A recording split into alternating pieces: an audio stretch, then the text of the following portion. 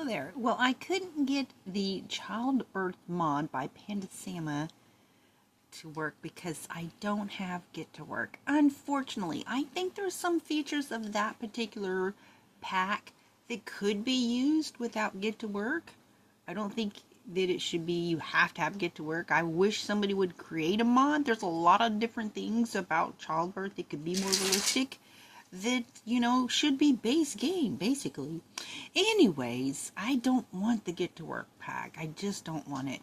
Anyway, so I just kind of tried to make some more realistic birthing experience. So having a home birth, and so this is got her, she's being the midwife and basically checking her dilation to see if she is close to where she can just go ahead and start pushing. Plus she's trying to relax, and yeah.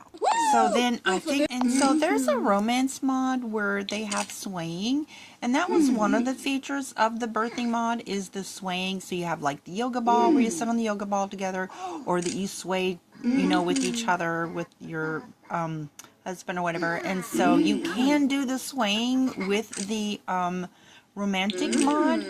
And that also included a really cool feature where they would take selfie together, but then they kiss and they like kind of go up in the air, and that is such a cute interaction. So of course I'm gonna add that to this experience. I just thought that was so cute. They go up in the air, and of course that makes for some great pictures. Now, I really wanted her to have the birthing pool experience, and so that was kind of tricky because that is exclusive to the birthing mod. I was like, well, I'll figure out a way to get something close to that experience. So, yeah, I made it happen. Now, you can make this bigger. If you want this to be up above the mother's waist, you can. Like, I don't know why in pools that the Sims doesn't give the standing up or even, you know, anything other than back floating and swimming. It's just not realistic because standing animation should be pretty simple, but for whatever reason, they don't have that animation in any pool that I know of. So I was like, yeah, well, I'm going to make it happen, right? What she's laughing about. That's sweet. So as soon as the baby pops out, the bassinet will pop right up there. So, yeah. Shark! And the funniest thing happened, I really did not know that you can actually, if you have the baby in the bassinet, when you move the bassinet and you size up the bassinet, you can make a giant baby. You can also size it down to like teeny tiny.